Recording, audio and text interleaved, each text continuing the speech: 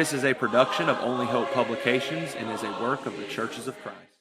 The following video is a Bible study with a Muslim and has been recorded with his permission.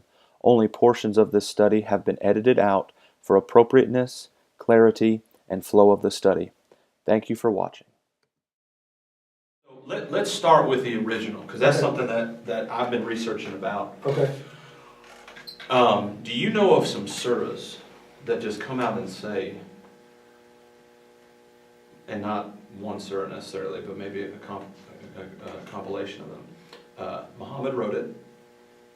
What Muhammad wrote in the original form was all compiled in one area, and it may or may not say, we still have that today. Do I know perfect? No, I don't know. And to be quite honest, I don't memorize the Qur'an and surahs. I just read it. Right. Okay. That's only a couple of surahs I know. Well, the reason I ask is because what I'm learning is from the hadiths. Mm-hmm. Now, hold on. Go ahead. Now, you realize that the hadith is not the Quran.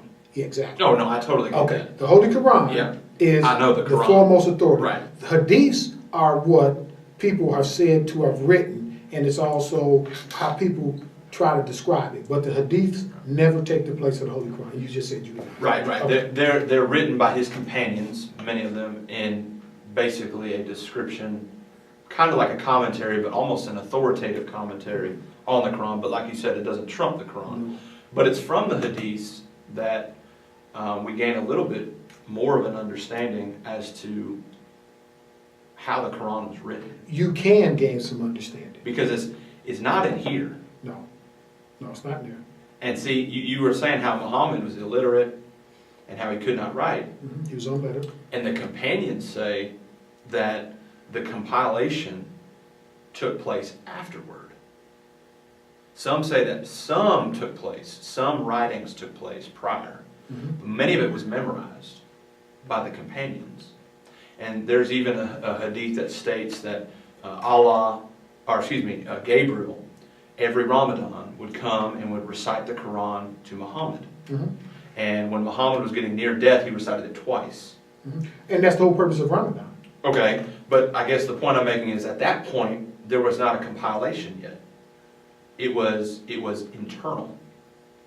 There were some writings, but as a whole, as a canon, if you will, from front to back, it was not yet compiled, based upon Islamic history and based upon the hadiths. Okay, well, do you understand the significance of Ramadan, right? The significance of Ramadan is when the Holy Quran was revealed. That's when, so essentially it's what you're saying. That's why we fast, because that's the holy month in which the Holy Quran was revealed. Right. Yeah. And it was during the anniversary that Gabriel would recite it to Muhammad, and Muhammad would recite it back. Okay. And then when Muhammad was getting closer to death, Gabriel did it twice. And I say all that just to say the canon, if you will, and when I say canon, I mean the standard, the full compilation of the Quran had not yet been established. Okay. But after the death of Muhammad, the companions began compiling it. And there's a list of companions, and I have the names of them. Abu, Bilal, Okay. Yeah. And so I say all that just to say, when we look at the Bible, and we look at the Quran, and we look at manuscripts, and we look at originals, the manuscripts that we go to in the Bible, for New Testament manuscripts, are dated about 125 AD. Okay. Some of the earliest ones we have. Okay. Those manuscripts are on the same field and on the same page as the manuscripts that are claimed by Islam. In other words, when you say you have the originals and that hasn't changed, the same can be said and is likewise true in every sense of the form in regards to the New Testament manuscripts. Does that make sense? I hear what you're saying. But when I say, if you burn every Bible in the world, Okay. if you burn every holy Bible in the world, Okay. I always say holy. Okay. I treat the Holy Bible as no different than the Holy Quran. Before I read the Holy Quran, I wash my hands. Before I read the Holy Bible, I wash my hands. Right. Because it's still a holy book. But if we burn every single Holy Bible in the world, we burn every single Holy Quran in the world, you could never there will be no more Bibles, because you don't have the original Bible that was written in the Aramaic language. We do. Just as you have for Islam, the original, and when we say original, I think maybe we need to define our terms. When you and I are using original, we're not saying that which was literally written by Paul. And we're obviously not saying that which was literally written by Muhammad. We're saying the original Text that was used to create the canon. Yeah, because Right. we know back then they didn't have paper. They wrote on tablets or what, not tablets. Papyrus, right. Yeah, but you know. Okay, and so when we're saying original, we agree with that then. So I guess what I'm saying is for the Quran, the writings that were used to compile the canon for the Quran, just as those writings are preserved, we likewise have manuscripts, original in our definition, how we've defined it. We also have original writings and manuscripts of the Bible. For example, the Dead Sea Scrolls, which are in museums in Philly and Britain all over, date 400 BC. Okay. They were written 700 BC, but these are manuscripts of what was originally being written. And the Hebrew Bible that was intact then matches line to line with what was found in the Dead Sea. So in other words, the Hebrew Bible that the Jews were using, the Jewish canon that ended up being used, is identical to those Dead Sea Scrolls. And when you look at the New Testament manuscripts, the manuscripts that date as early as 125 AD. Okay. I'm listening. I'm just thinking. I don't want to go too fast. Those manuscripts for the New Testament that date 125 AD are the same words and the same source that's used today. So if every Bible did burn, translation, and that's what I think we're saying, just like if this Quran, Holy Quran, was burned and the Holy Bible were to be burned, all throughout the world, we could go back and in museums, I'm sure there are some form of manuscripts found where the original Aramaic transcription is found for the manuscripts of the Quran. Well, the same is true for the New Testament and the Old Testament. Does that make sense? I hear what you're saying, but see, that's where I disagree. Okay. That's the part I don't disagree with. I mean, because remember, the whole purpose of the Holy Quran was because the original Holy Bible was, I hate to say corrupted, because corrupted is not the right word, but it is not in its original text. Okay, and so let's go from there, because that's I see how the two come to a head then. But we can see that when Muhammad wrote the Quran, and when the Quran was compiled, based upon the words of Muhammad, that the manuscripts that he had access to, he validated them. He did not state that they were corrupted. Rather, he stated that they were to be followed. All right. You say follow, you don't. Yeah, so you can. It's a couple paragraphs in there. It speaks about the gospel. Right. One ayat speaks about the gospel, but if you read that in Arabic, and obviously I can't read Arabic, I'm not going to lie to you. Right. But he's talking to the Jewish and the Right. Yeah, he's telling the people that the original gospel is to be followed. And if it was corrupted, he wouldn't be telling them to follow it. So the point that's being made is, and here's the thing, the corruption claim has come about after Muhammad. It's a modern day claim by Islamic scholars. And the claim is that the corruption took place in the translation. Because the claim can't be made that the corruption took place in the original manuscripts that we still have. Because Muhammad had access to those manuscripts, and Muhammad stated, such as Surah 568 and Surah 566, he's talking that about the gospel was to be followed and that it's a revelation from the Lord. And he actually states specifically that there, let's see, where he says, let's go to Surah 568. Yeah, let's look at 568 to start off. Say, O people of the book, ye have no ground to stand up on unless you stand fast by the law, the gospel, and the revelation that has come to you from your Lord. It is the revelation that cometh to thee from thy Lord that increaseth in most of them their obstinate rebellion and blasphemy. I read better than you. I just don't got my glasses on. Thus cometh to thee from the Lord that increaseth in most of them their obstinate rebellion and blasphemy, but sorrow thou not over these people without faith. See, and I understand that, and I can't read the Arabic, but the Arabic, this is the translation. Right, right. The Arabic is saying something, because I talked to a brother at the masjid the other day. The Arabic is saying something about the translation. The way it's translated in English is not the way it's read in Arabic. I just can't read Arabic. Right. But I went to a brother who knows Arabic. Actually, this brother's from Mecca. His name is Abdullah. He lives right around the corner. Where he Okay. lives. He Yeah, lives. you told me about it. I remember. Yeah. Yeah. He actually read this, and when you read this in Arabic, it's different than the way it's translated. Okay. Unfortunately, I don't know how to read this Arabic. I can read some of the writing, but I can't read them. Oh, okay, but still, it's making the point that he's telling the Christians to follow their book. Mm-hmm. I mean, it may translate a little differently, but at the end of the day, he's saying Christians follow your book. Well, what he's saying is you all had the book the right way, and you didn't. When it translated differently. Man, I wish I knew. I don't know the Arabic, but in Arabic, it's saying that the Jews, they had the gospel, and they translated it. That's what it's saying. Well, Because remember, right after we talked, I said, well, I'm going to go do some research on that. And Okay. the very next day is when I went and talked to Abdullah, Right. Brother Abdullah. He's actually from Mecca, like I Right. said. so you're saying the translation is where the corruption took place? Where they translated it? Yeah, but I'm also saying here, if you read this, Mm-hmm. the way it's translated is not actually the way Yeah, I understand that, but you're saying when you talk to how do you say it? Abdullah. Abdullah. When you talk to Abdullah, he was saying that the corruption took place in the translation when they translated it. Are you talking about the Bible or the? Yeah, the Bible. Oh well, no. We already understand that the Bible. What Abdullah was talking about was the Holy Quran. Right. When we speak of the Holy Bible, we know that the original Aramaic Bible, all these other Bibles are just translations of the original Aramaic Bible. Right. There is, like I said before, you cannot find, and this is where we disagree, you cannot find an original Aramaic Bible. It's not possible. It's nowhere.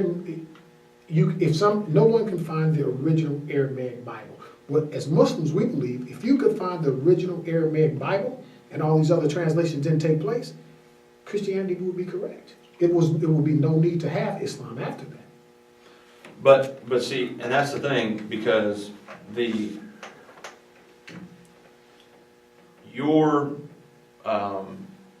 Islamic compilation of the Quran Mm-hmm.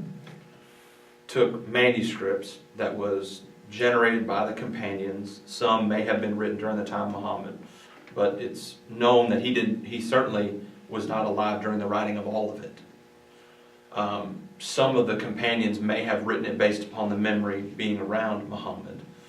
And when it was compiled, those were then considered the manuscripts. Well, but see, that's where we disagree too, because the Holy Quran was revealed to the Prophet. Right? It was. But who wrote it? No, it was revealed before he died. He didn't die, and then the Holy Quran came about. Well, in writing. We're talking about two different things. It was revealed, but it was not compiled until after his death. And I can cite Islamic sources to explain it in hadiths that explain this and lay it out. Yeah, but understand, Go ahead. hadiths are just that. These are people's, just like we say the Holy Quran, I'm sorry, just like we say the Holy Bible has been, I hate to say the word corrupted, but Altered, perhaps? Altered is a better word, because I don't like to say corrupted, because when I think corrupt, I think of something really, really bad.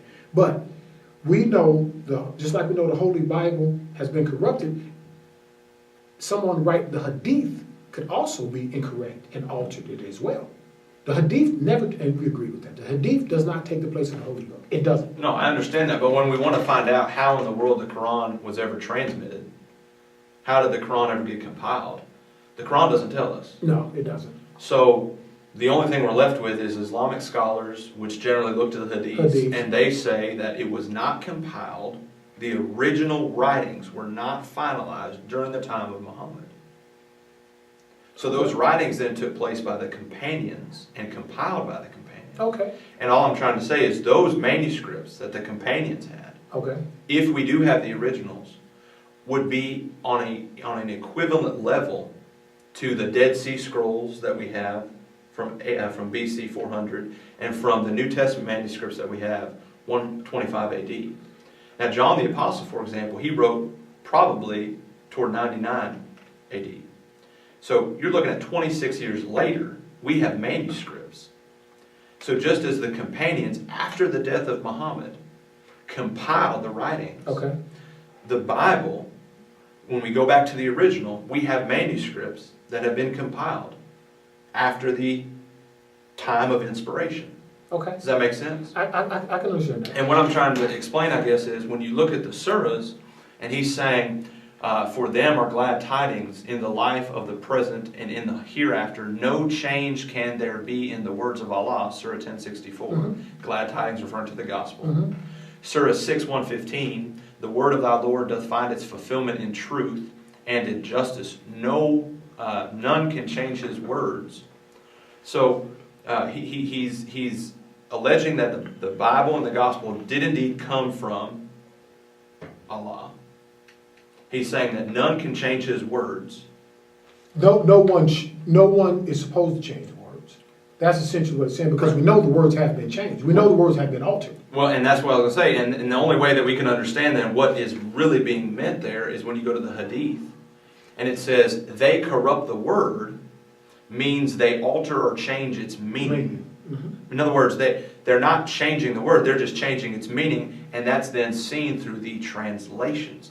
But when you go back to the 125 AD manuscripts, those are in the original language. So there isn't a translation. Do you see what I'm saying? I understand that. And we have those manuscripts. But what I'm saying is, okay, if I take the Holy Bible, the Holy Qur'an, and I got the Holy Bible next to it, okay? Right. If we burned every single Holy Qur'an Right. and Holy Bible in the world, Right. you would not be able to get the original Aramaic Bible. And that's where you disagree. See, when you say original, though, when we're defining original, we must be defining it as a manuscript copy. Because the original Quran writings, if you're going to talk about original, it was given and On revealed. stones and all that. But it was revealed essentially to who? The Prophet Muhammad. And who compiled it? Well, yeah. Do you see what I'm saying? So when we're talking about original, I'm not talking about Paul, actually, the literal letter that Paul wrote. You see what I'm saying? Uh-huh. I'm talking about a manuscript copy. Let me say, okay, I'll say it better like this. And we have those. I'll say it better like this. Can you take the original, I keep saying original, but can you take the original, okay, say I want to find the original Aramaic Bible. Okay. Where can I find it? One piece, just one book. You can't find it. You cannot find the original Aramaic Bible. And then that's where we get into a discussion of the copies. The companions created copies. Mm-hmm. So there was not like, there was a compilation that created the canon for the Quran. Excuse me. And there was a compilation that created the canon for the Bible. If we want to find the original front to back, I'm sure Matt maybe has a Greek New Testament upstairs. I mean, that's it. Let's go to Surah 1037. Let's read that one. I have my Quran. Let's go to Surah 10 and verse 37. I've been looking for this.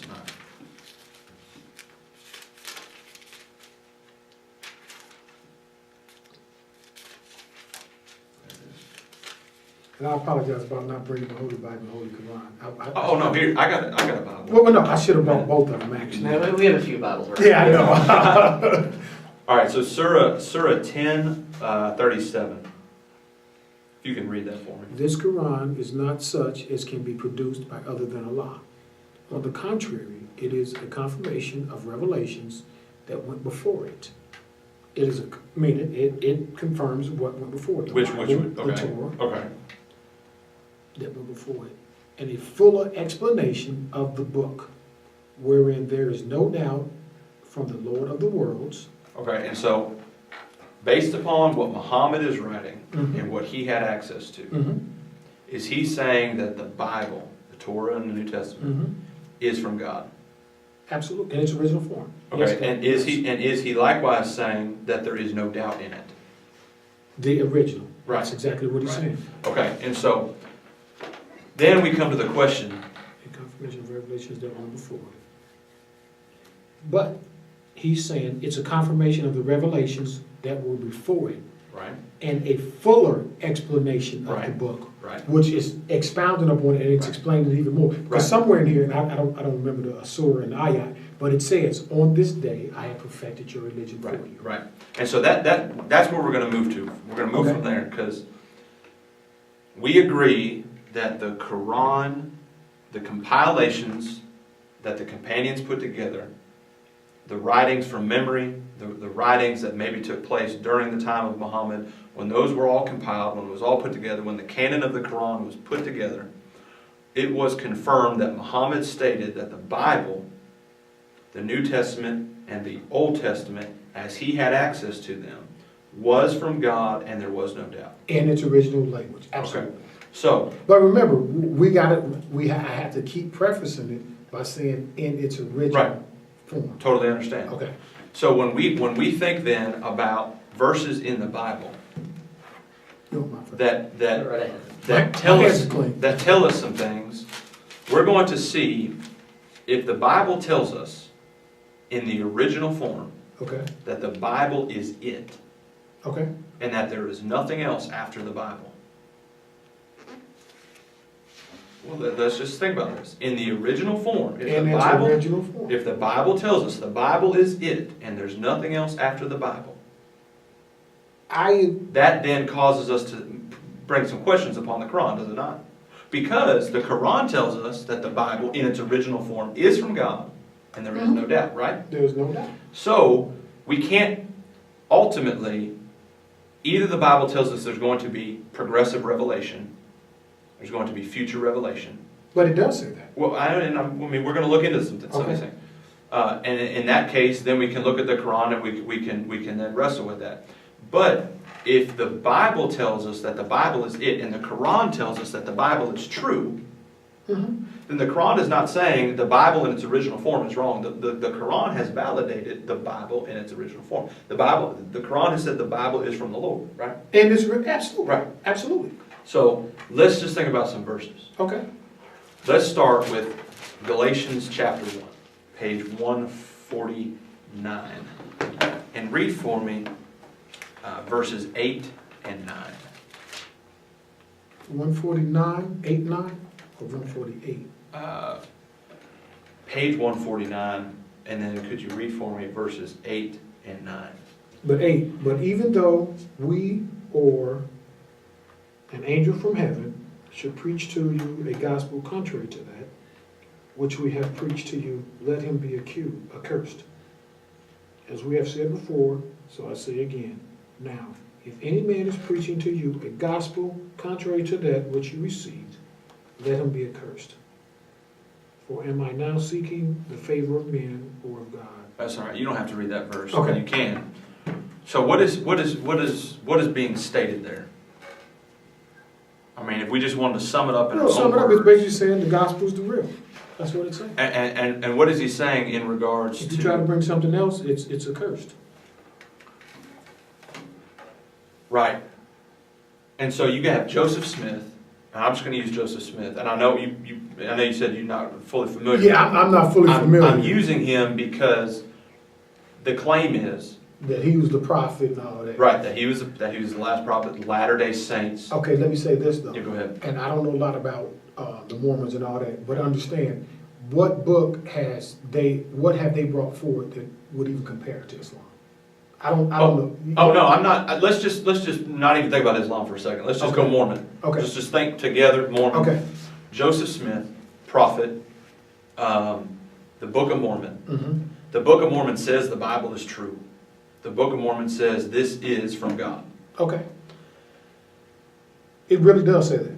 I mean, yes, it confirms that it is a latter revelation. I mean, it doesn't say it necessarily word for word, but within the Book of Mormon, you find that it does validate, similar to those verses. Okay. It Let me grab validates- one for you. Okay. I never knew that. It validates the Bible. I never knew that. So, The question then is Joseph Smith, Okay. who received revelation from an angel. If you are saying your book is from God, and you're saying the New Testament and Bible is from God, Okay. what are we going to do with these verses? Just for Joseph Smith. Well, from the perspective of Joseph Smith, it don't make sense. Because from Joseph Smith, really, See what it thinks of there on the itself there on the front cover.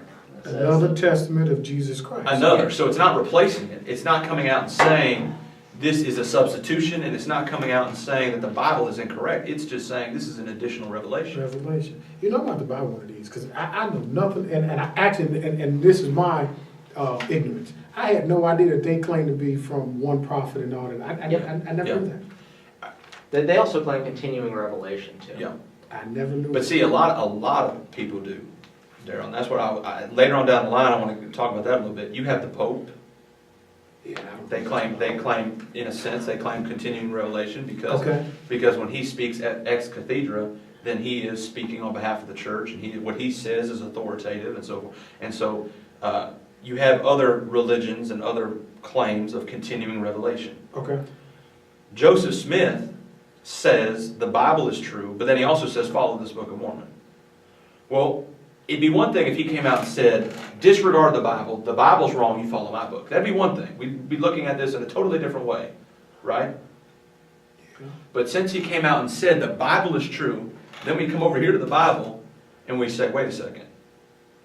The Bible says what you did should not have been done.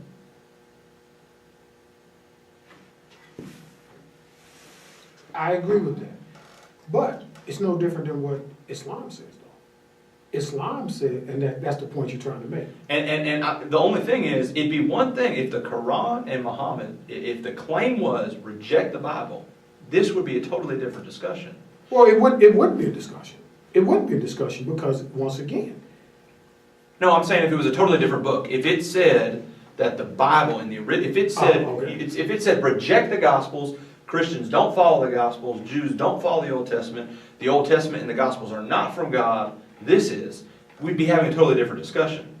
But because it links itself to the Bible, we then have to say, okay, but the Bible says something that causes this revelation to come into question.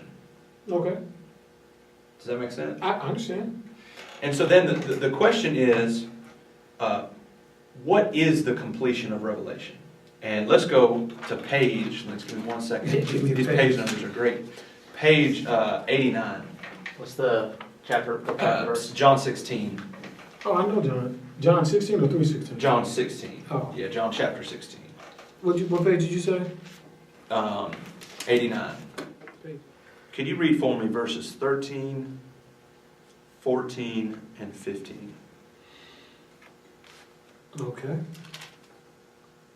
But when he, the Spirit of truth, comes, he will guide you into all the truth, for he will not speak on his own initiative, but whatever he whatever he hears, he will speak, and he will disclose to you what is to come.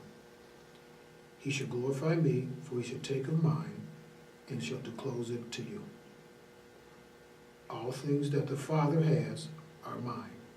Therefore I said that he takes of mine, and he will disclose it to you. Okay, so the Spirit of truth is going to guide, who does it say?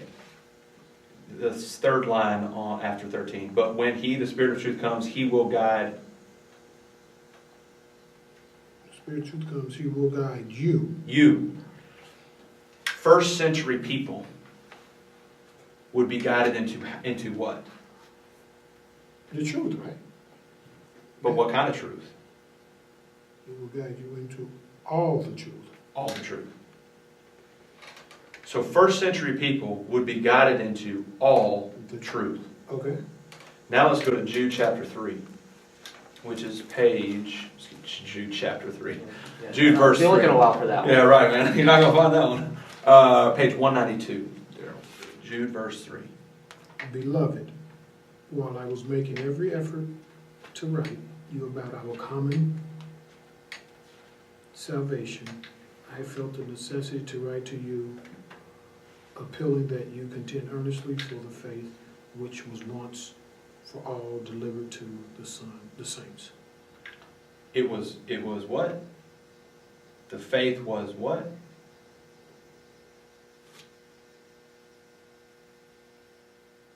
For the faith which was once for all delivered to the saints. That's what you mean?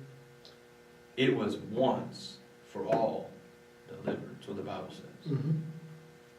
Now let's flip over to 2 Peter chapter 1, page 186.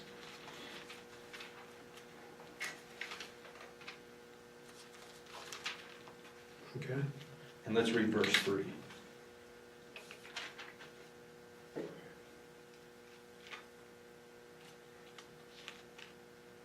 Seeing that his divine power has granted to us everything pertaining to life and godliness through the true knowledge of him, who called us by his own glory and excellence. He has granted to us everything pertaining to Life and godliness. All right, now let's go to Revelation chapter 22, page 206. That's at the back here. That's the last page. Revelations is the last book. Page 206 and verse 18.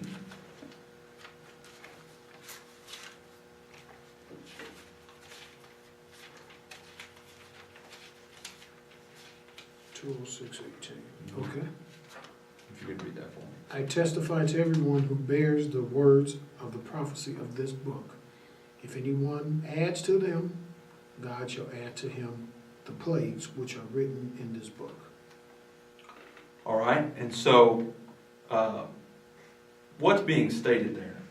Bottom line, you can't add to this book.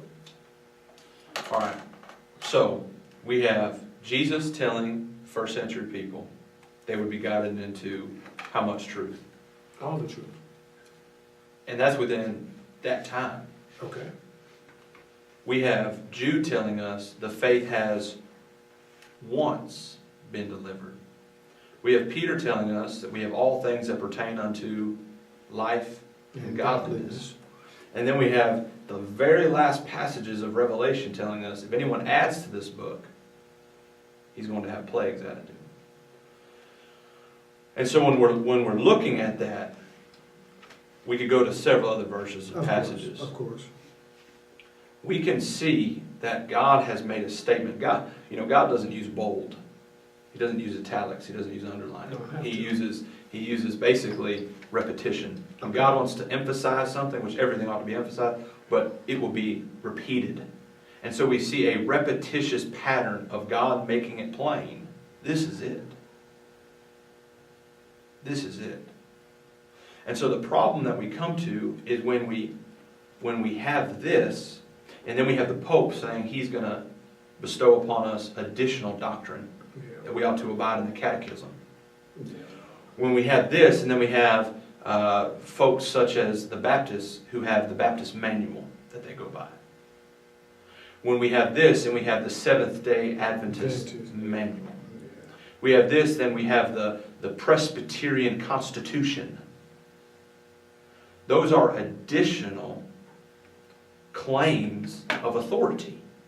When the Bible says, this is it. This is it. This is it. Now I want us to think a little bit about something that we discussed on the phone regarding some of the questions.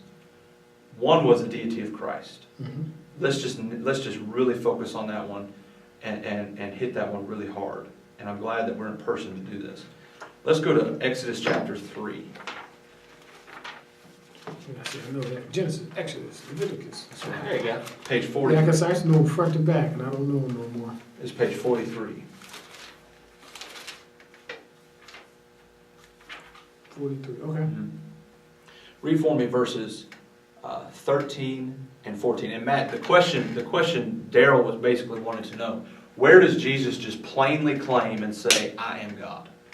And so let's read verses 13 and 14 of Exodus 3. Then Moses said to God, Behold, I am going to the sons of Israel, and I shall say to them, The God of your fathers has sent me to you. Now they may say to me, what is his name? What shall I say to them? And God said to Moses, I am who? I am, and he said, thus you shall say to the sons of Israel, I am has sent me to you. All right, so Moses says, what am I going to tell them the name is? And God says, tell them, I am. that's my name. So now let's go to John chapter 8. This is kind of a recap a little bit, but let's just, I think it's good that we're together and we can look at this. John chapter 8, this is going to be page 82 of the New Testament.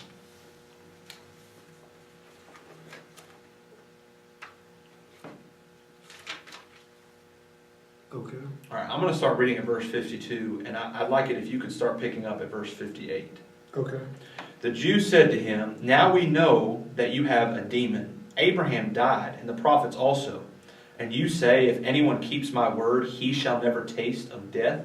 Surely you are not greater than our father Abraham, who died. The prophets died too. Whom do you make yourself out to be? Who are you, Jesus? That's what they wanted to know. Jesus answered, if I glorify myself, my glory is nothing. It is my Father who glorifies me. Of you who say, he is our God. And you have not come to know him, but I know him. And if I say that I do not know him, I shall be a liar like you. But I do know him and keep his word. Your father Abraham rejoiced to see my day, and he saw it and was glad. The Jews therefore said unto him, you are not yet 50 years old, and you and have you seen Abraham? Jesus said to them, truly, truly, I say to you, before Abraham was born, I am. Therefore they picked up stones to throw at him, but Jesus hid himself and went out to the temple. Now why would they pick up stones?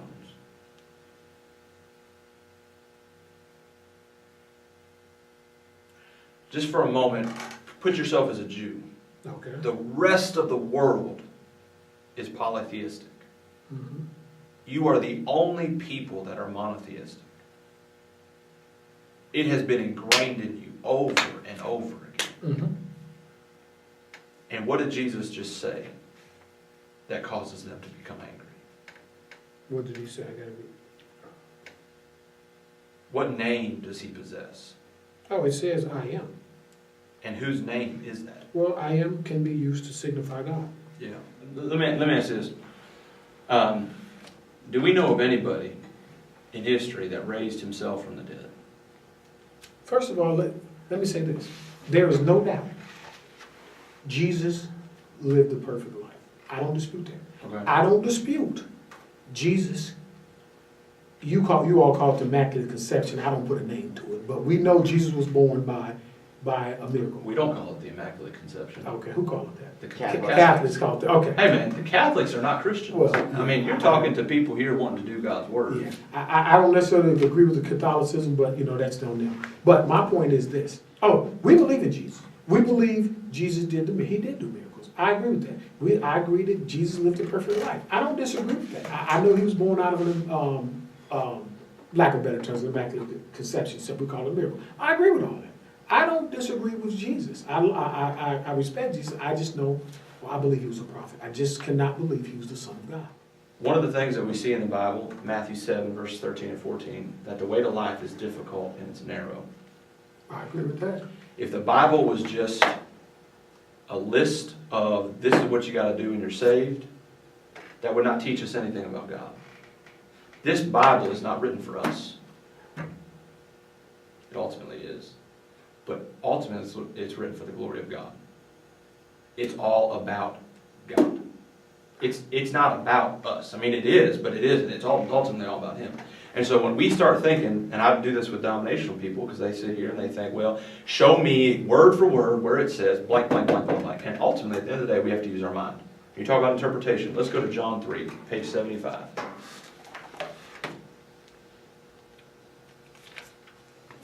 Okay. Let's read verse 1, and if you don't mind, I'm going to interrupt you a little bit. Verses 1 and 2. Now there was a man. Was he a woman? No, it was a man. Are you sure? Of course, because it says, now there was a man. But what if that's just your interpretation? It's not an interpretation, because it says it is a man. Okay, go ahead. Of the Pharisees, Well, how do you know he's not a Sadducee? because it says Pharisee. Okay, go ahead. Named Nicodemus, How do you know his name's not John? because it says Nicodemus. All right. A ruler of the Jews. This man came to him by night. You came to him by day. No, he didn't, because it says night. Okay. And said to him, Rabbi, we know that you have come from God as a teacher. For no one can do these signs that you do unless God is with them. Okay, and so here's my question. Why did he come by night?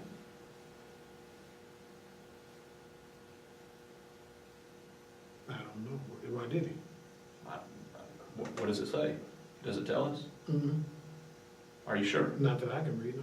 So if we want to sit here all day, we can argue about whether or not, or we can argue all day as to why he came by night, right? And I agree with that. And we're not going to know. But can we argue as to whether or not it was a man? No. Can we argue as to whether or not he was a Pharisee? No. Okay, let's flip over one page. Okay. I'm sorry, two. No, one. Okay. Let's read verses 17 and 18 of John chapter 5. I'm sorry, other page. Page 77. Okay. What verses? Verses 17 and 18.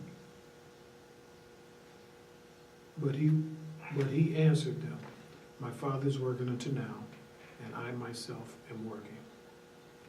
For this cause, therefore the Jews were seeking all the more to kill him, because he not only was breaking the Sabbath, but also was calling God his own Father, making himself equal with God. What can we debate in that verse? What's left up for interpretation? Has God left us any doubt whether or not Jesus claimed to be God?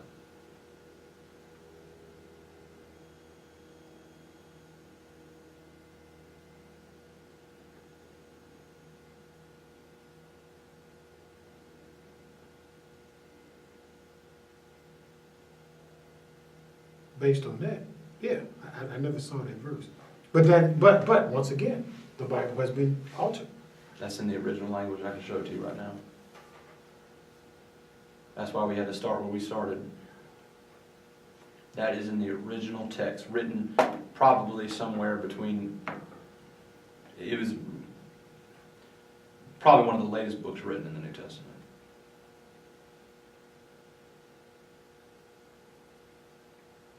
I'm about to do some research on that one. What's that, John 5:18? 17 and 18. You got an ink pen? I'll go grab you a pen and paper. But can I tell you something ultimately? Mm-hmm. Do you know that you're going to find, if you want it, you're going to find ways to get around all these verses? Absolutely. Absolutely. If you want to. Absolutely. Absolutely. And so at the end of the day, we have to ask the question, can we take this with that? Can we take them both? Based upon what this says and based upon what this says. Because based upon what this says, this tells me that this is from God. And it tells me there's no doubt. And based upon what this says, it tells me this is it. There is no more. Okay. But the Bible also says, and I can't remember the verses, thank you, but it also says, I will send a comforter to you. And as Muslims, we believe that comforter is the Prophet Muhammad. Well, you can believe that, but ultimately, what do the pages of the Bible tell us in regard to Revelation? Oh, I don't know. Well, we've already gone over it. Well, I know what you say is. Well, no. Jesus said, how much truth would they be guided into? Was Muhammad alive during that time? Mm-hmm. When Jesus said, he will guide you into all truth. All. I mean, can you get any more all than all? If I tell you, you give me a plate of food and I say, Daryl, I ate all my food. Can I eat any more than Nope. all my food? Nope. So when Jesus told them that they would be guided into all truth, and then we see 2 Peter 1 verse 3, we have all things that pertain unto life and godliness. We see Jude verse 3, that it's been once delivered. We see these passages, like such as Revelation chapter 22 verse 18, that anything added to it, plagues are going to come upon that person. anyone after this time period that attempts to add to this, based upon what this says, is not adding to this. Because all has ended. Okay, so I asked you the other day, so how is it that the Prophet Muhammad, he was an unlettered man? Did he write it? Exactly. Did he write it? What does the Hadith and what does It the was Islamic revealed, scholarship say? it was revealed to him. But who wrote it? Well, they wrote some parts of it, they didn't write it all. Well, Remember, but ultimately, I was just going to say, ultimately, who compiled it and wrote it? some of the companions, but Right. the Prophet came to, he didn't, but the Prophet wrote some of it. Remember, Jibril came to Muhammad through Allah saying, Iqra. Right. Iqra means read. And the Prophet said, I can't read. So he said it again, Iqra. Remember, it wasn't until the third time. But when we look at what this says, because he claimed that this is true, In its original text. and we look at it saying, even if an angel comes unto you, let him be accursed. And we look at the fact that the companions were the ones that actually compiled the writings, that Muhammad didn't, but they compiled it and they wrote it and they put it together. Based on Based upon what he got. But based still, on what the Hadith say. the question is then, what evidence is stronger? Is there stronger evidence for this and the 40, I think now 50,000 plus manuscripts that exist? Or is the evidence in one man? You have 66 books written over 1,500 years by 40 different authors in 3 different continents in at least 3 different languages. Not a single word disagreeing with the other. And it's saying, this is it, this is final, there is no more. But yet you have another book where there is one. Now his companions came along later. And there were multiple companions. Mhm. Hadith say there were several Abu companions. Bakr, Bilal. But the one that received the revelation was just one. Mhm. But here we have a multiplicity But that of don't, authors. so who you're received saying revelation. because it was longer and more people, that makes it more authentic than this? I'm not saying more authentic. I'm saying if we compare the evidence, Muhammad says that he was illiterate. Which he was. Okay. Muhammad did not compile the writings. He did not write all the writings. And we don't even know if he wrote any of them. Some will say that he did not write any of them.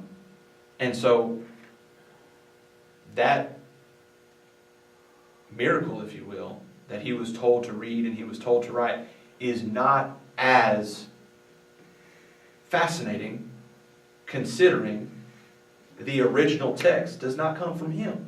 Do you see what I'm saying? Does that make sense? But it is fascinating because this was a man who couldn't, he was unlettered. But- But let me ask you Go this, ahead. getting off that whole subject. So where do you think, why is it that this Holy Quran Exists? not only exists, but it talks about things that were not even known back then? Let's read a passage. Let's read. No. I'm just asking. I'll explain the reason why. Okay. Why I think that. Okay. Well, I don't know. I don't know. I don't know if I can read it to you. You can't offend me. You can't offend me. Are you sure, Daryl? I'm positive. You I mean, can't. we're just gonna read a verse. Well, I but- tell you, I'm one of the coolest of you. Okay, You can't man. offend me. I mean, if you punch me, you're gonna No, knock me out. uh, You know what I mean? All right, let's read. Yeah. Page 164. Let's read chapter 2 in the New Testament, page 164. Okay. Chapter 2.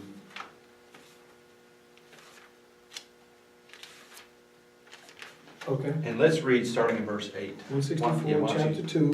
Why don't you read it? Let's read 8 through 11.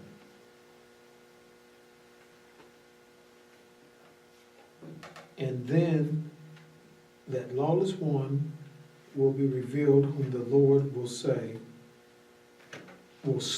with the breath of his mouth and bring to an end by the appearance of his coming.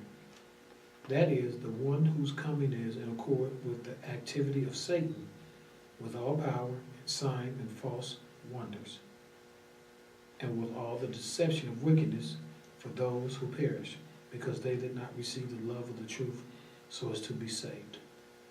And for the reason God will send upon them a deluded influence so that they might believe what is false, in order that they all may be judged who did not believe the truth, but took pleasure in wickedness. I mentioned earlier ago, if you want to find something, you'll find it. And I mean, you talk about homosexuals who are wanting to find justification, and they're finding it. Absolutely. And you sit there and say, okay, you're not lining up, you're not making sense, because what's here and what you're saying just doesn't line up. Okay. Well, God is saying here that if someone is going to be insistent upon believing a lie, God's going to allow them to believe a lie. Of course, you have free will. God's going to allow them to be deceived. Absolutely.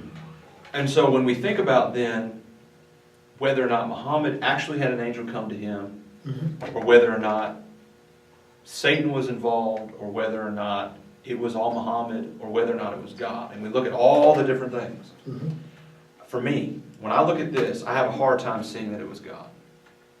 Because Muhammad tells me that this is from God. He tells me in its original manuscript. in its original manuscript form, and that in the original text, that there is no doubt. And looking at the original text, in the original language, in the original form, the Bible tells me that if there's any other gospel preached, even if it's from an angel, let that person be accursed. And then I see that the Bible makes it plain that the Bible is it. That all truth is being given. That it's been once delivered. That in the Bible we have all things that pertain unto life and godliness. And so then I struggle to look at Joseph Smith, to look at the Pope, to look at the Qur'an, and say, okay, these are from God. Because either that's from God and this isn't. In its original form, it was. I always go back to the original. Even if you even go in here and ask scholars, it says the Holy Qur'an is the only revelation that has never been tampered with. It says it. I mean, you can Google that, you can find that anywhere. Define tampered. Well, altered. Well, define that though. What does that mean? Altered meaning that in the Arabic language, this is the exact same as what it was. What it was where? When it was originally revealed. This has never changed. When it was originally revealed to who? The Prophet Muhammad. But the Prophet Muhammad didn't write it down. He wrote some of it. Okay, fine. He wrote some of it. Yeah. But he didn't write it, and I'll give you that. So he wrote some of it, but he didn't write it all down. Okay. So you're saying it's not tampered with, but yet someone else came along and wrote it. But it's still the exact same. This is the exact same. Can I see your computer right quick? Yeah. But if we look from Matthew to Revelation, we don't see any contradictions. So we're talking about original form. God cannot lie. Well, remember, and I asked you about that. God cannot lie, but can humans lie? Let me ask you this. Are there contradictions between the Quran and the Bible? Are there Yes. contradictions? Absolutely. Okay. So, if there are contradictions between the Quran and the Bible, and the Quran says the Bible is from God, In its original form. but okay, are there contradictions within the Bible as we have it today, based upon the manuscripts? Well, don't worry about it. No, don't worry about it, Sure. because when I'm looking at it, it really don't matter. But all scholars agree that the Holy Quran has never been changed in its original form. We all agree with that. But I guess what I'm trying to say is neither has the Bible. We're going back to what we were at before. But that's because not true. those manuscripts that you have, the copies from the companions Okay. that we have today, Okay? would be equivalent to the copies that we have. Okay, let me ask you this. Yeah. King James. King James. But see, that's a translation. That's a totally different thing. We're going back to the original, what Muhammad validated as being true. We're talking about AD 125. Yeah, but you can, and like I keep saying, you cannot give me an original Aramaic Bible. Yeah, I can. Here, I mean, we can show you pictures. What's the Ark of the Covenant? Oh, the Ark of the Indiana Covenant. Jones movie, man. I don't know. The covenant, what is it? Ark of the Covenant Ark. But there is no original Aramaic Bible. It is not. But there is a compilation, just like for the companions. You see what I'm saying? There wasn't an original Quran then. If you're going to have that logic, there wasn't an original Quran. Do you see what I'm saying? But what I'm telling you is the way it was initially, okay, give you that. Yeah. But the way it was initially written is still the exact same as what it is today. Well, the same is true with the Bible. But it's not. Yeah, it is. Yeah, it is. The same manuscript. Okay, let me ask this. Did Paul write in Koine Greek or not? Oh, I don't know. He did. Okay. And the manuscripts that we have, based upon Paul's writings, are in Koine Greek. Did Isaiah write in Hebrew or not? What I'm saying, Yeah, go ahead. you cannot show me an original you cannot show me the original Bible. You can't. But not, You can't. you can't show me the original. What is the original Quran? Well, the original Quran and all that, that's over in Mecca somewhere. But I'm not saying exactly where. You cannot show me. But tell me what it is. What is the original Quran? Because it was revealed to Muhammad. Yeah. So is Over the original 22 years, yeah. is the original Quran then what Muhammad had revealed to him? Absolutely, through the angel Jibril. Okay, Okay, so if that is the original Quran, then we don't have the original Quran either, Well, right? Because the companions compiled but manuscripts. when it was compiled, okay, well, going under your theory, it is still, once it was compiled, it is still the exact same in the Arabic language as what it is today. And the same is true of the Bible. No, it's not. I disagree. We have 50,000 plus manuscripts. Okay, I agree with that. 50,000 plus I agree manuscripts. with that. Where if you look at the contradictions between those manuscripts, they're in punctuation, they're in maybe a missed word or letter, they're in maybe a different. We're not talking about grammatical. Okay. A grammatical mistake can happen. Well, then the same way that we have maybe the original texts and manuscripts from what was compiled to make the Quran, we have the same manuscript texts that have created the Bible. And ultimately, what it boils down to is, what did Muhammad have access to when he was talking about the Bible? Did he have access to the King James Version, or did he have access to AD 125 manuscripts? He had access to the original Bible. Okay. That's the whole purpose of Muhammad coming, because the original Aramaic Bible had been tampered with. That's the whole purpose. That's the whole purpose of Islam and the whole. But in AD 600, he had an original Bible. Yeah, that's the point. Is because AD 125, those manuscripts were there. That original Bible was available to him. You see what I'm saying? That we can build a whole Bible out of stuff that is older than anything Muhammad had. Oh, and I no, well, I don't know about that. That's where I did. But what I'm telling you still, we can say that all we want. We still cannot find the original Aramaic Bible. But it doesn't exist. I don't understand. Okay, so we have a canon, right? Canon is the compilation to create a standard. Yeah, you cannot show me the original. Sorry. Oh, okay. You cannot show me an original Aramaic Bible. You just cannot. But, okay, let me ask this. When the companions came together to collect the manuscripts, And granted, you're going off what the Hadith say. well, I'm just going, because the Quran doesn't tell us, No, right? the Holy Quran doesn't tell us. The only thing we have is the Hadith and the Islamic scholars, and that's what they've told us. So, dude, I mean, did Muhammad write it? Muhammad told us he could not write. So then it makes us question, then did he write it? And then we have Hadiths Well, that say... and that's what makes it more of a miracle, because he couldn't write, but yet he could write some of the Holy Quran. That's what makes it the miracle. But see, what's interesting is when you go back then and you say, well then, where did it come from his writings? When we have the historical proof, and we have the Islamic scholarship, and we have the Hadith saying the companions were the ones who wrote and compiled the final canon of the Quran. The And- final. Right, The final. right. But that means the final. But that's he what- he could write this. He wrote it. That's the whole purpose of Muhammad. That's why it was a miracle. But that's, if there's an original out there, that's what it comes from. Do you see what I'm saying? So even then Okay. then we don't have the original from the Quran. That's not true.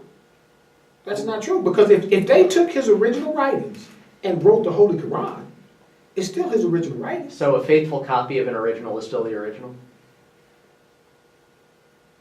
Yes. Okay, then Muhammad, if that's true, Muhammad then had access to the entire Bible in its original language, dated to AD 125.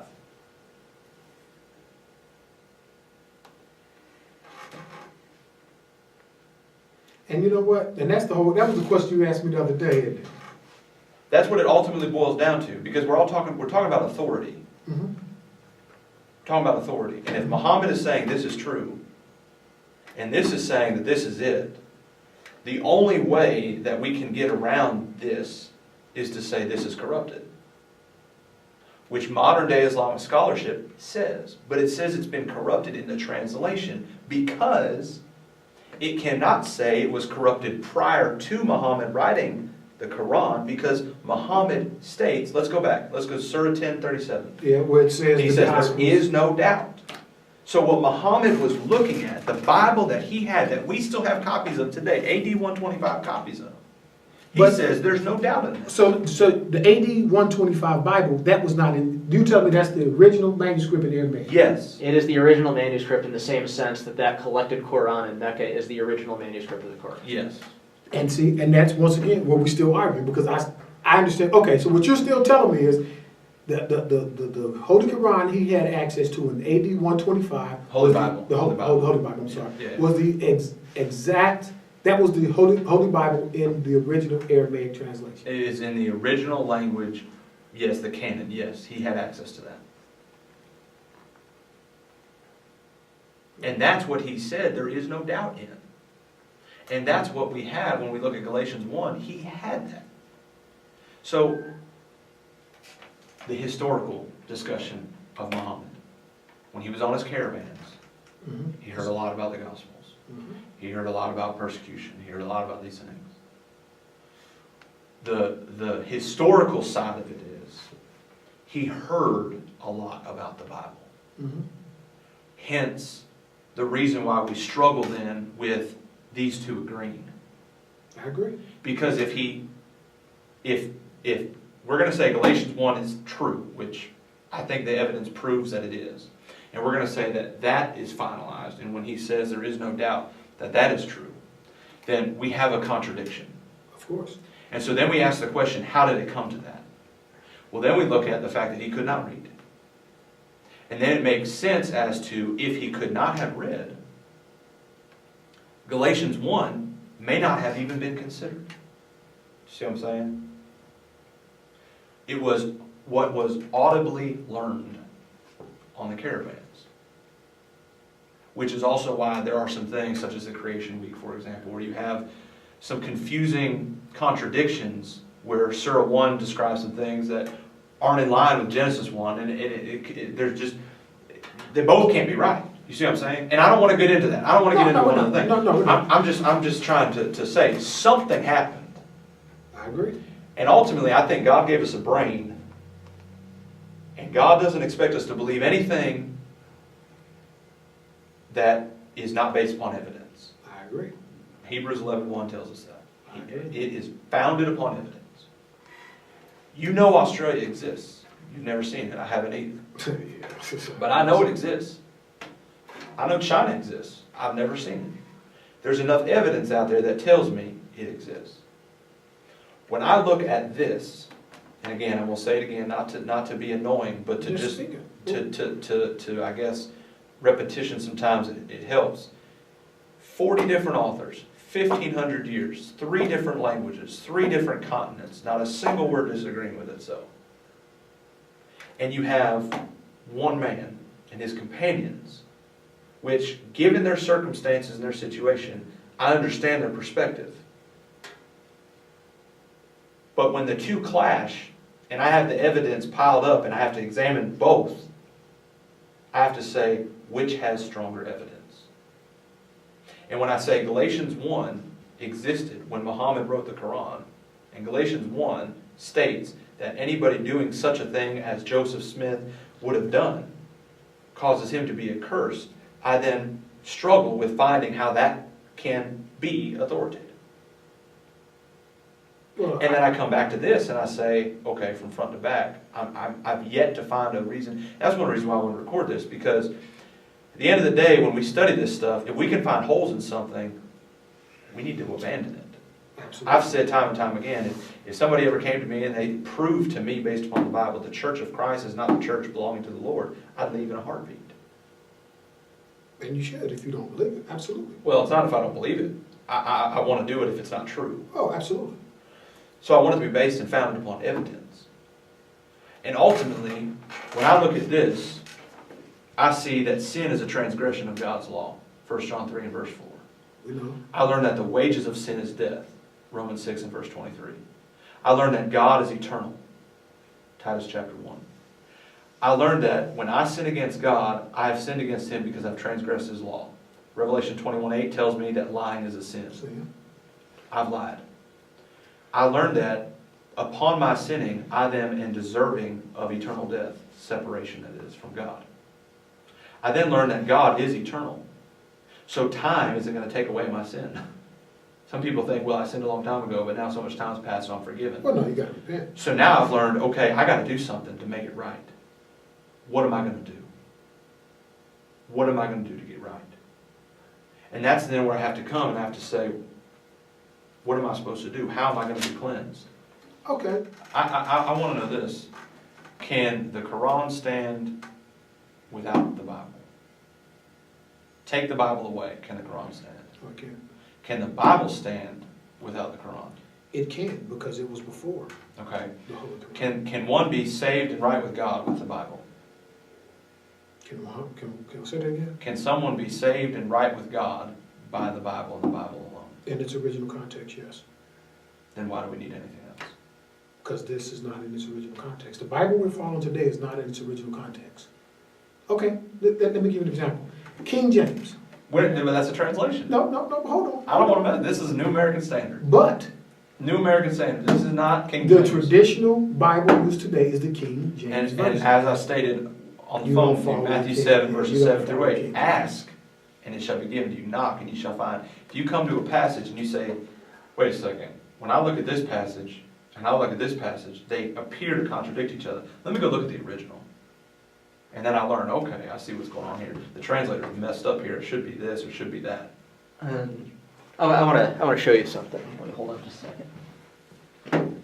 I still say this is, you're telling me this is the original Bible as it was originally written, though. That's what you're telling me. No, this is a translation. Translation of the original.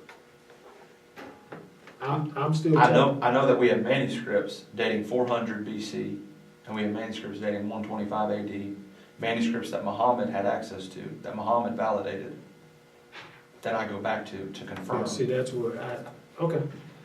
Like, I couldn't help but look over your shoulder, or look at your Quran there. Notice how you had the Arabic on one side and English on the other. Mhm. This is an interlinear Bible. What you have here is English and columns down the middle, and then the original language there, Okay. with a word-by-word translation. So, if I'm really that concerned about the New American Standard as a translation, then what I can do is I can go to this, or I have friends who know Koine Greek, who could just pick up a book in the original language that is not a translation, just like that gentleman that you know at the mosque. And they can read that to me and explain what it means, just like you went to your friend on that passage. So, what I take from that is that if the concern is the translation, then there are ways to get around that and go back to the original that Muhammad said was correct. Absolutely. And see, and that's where I think, not only you, but Sean, I think that's your basic point. You're saying, hey, if the prophet had access to Galatians 1, for the example. initial Arabic Bibles, why would you need the Holy Quran? And more so, if he validated it, and it says it's it, and that causes a problem with the Quran. Okay, so bottom line, AD 125, You start getting copies. manuscripts. first manuscript. Yeah. Y'all give me something to think about, but y'all give me something to think about that I gotta do my research on now. Because your whole point, this is what you asked me the other day. Your whole point was if the prophet, peace and blessings upon him, had access to the Holy Bible that was already written, why would it be corrupted? That's basically your question. Well, and even more so, he didn't say it was corrupted, he validated it. Well, yeah. The claims of corruption have come in modern day Islamic scholarship. All modern day scholarship. And I mean, sincerely, I mean, even in the Hadiths, I mean, when it talks about corruption, it talks about the translation. Mhm. It says no one can change God's word, is and they misinterpret it. And that's in reference to and a comment based upon what Muhammad stated, which was there is no doubt. It cannot be changed. The conclusion that was made was based upon that saying this is true front to back, this saying this is it, there is no more. So what do I do with that? And that's where I just basically, I have my theories, but I don't know 1,000%. So when you're going to ask me questions, what about this, what about that? Ultimately, I'm going to say, based upon the claim that that makes that this is true, and based upon this claim that this is it, I have no idea how it was able to do that, but ultimately, I just know this. The two are in contradiction. That claims this is true, and so this can't be the one that's wrong. Because in order for that to stand, this has to stand with it. But they're in contradiction. When points are brought to me, that I don't understand or that I need clarification on, that's where I have to go and find the information. If I cannot find the information that I need to find, then something is wrong with what I believe. Can I ask you this? Mhm. When you go and seek for information, are you going to be answered with a stunned face and someone saying, well, I just don't know. Man, we might all be wrong here. Or is something going to be presented to you? Well, what I'm going to do is I go to my imam, who happens, the imam in Islam means one who leads prayer. He's a hafiz. A hafiz in Islam is an honor. You know what a hafiz is? A hafiz is someone who knows the Holy Qur'an from front to back. Okay. Front to back. I mean, no ifs, ands, or buts. Oh, yes, okay, yeah. He knows the Holy Qur'an from the front to back. And my imam here is a hafiz. He knows the Holy Qur'an from front to back. I mean, you can ask him what does Surah 20, Ayat 25 say. Now, granted, you may have to say the first couple lines or something, but they know it from front to back. Okay, but no, when I go to them and ask them a question, they are going to show me the truth. Now, I thought, didn't you already ask him about Surah 1037? Well, I asked Abdullah about Surah 10, that surah, and he said in English the translation was different than the original Arabic And language. so my question would be, Abdullah, does that then mean that the Quran does not say that the Bible is indeed true? That would be my question. Well, once again, the Holy Quran is talking about the original Bible. Right. And my question is about the dates. My question is going to be about the dates. That's my question. And like I said, we still differ on the Aramaic being the original language too. Those are the two things that I got to go do my research on. Because like I said, I'm not going to act like I'm a scholar of Islam, because I'm not. I'm still learning. Even though I've been a Muslim 43 years, I still continue to learn Islam. And there, you know, as do we all in our own respective faiths. And there are questions that are going to be asked of me that I don't know. Right.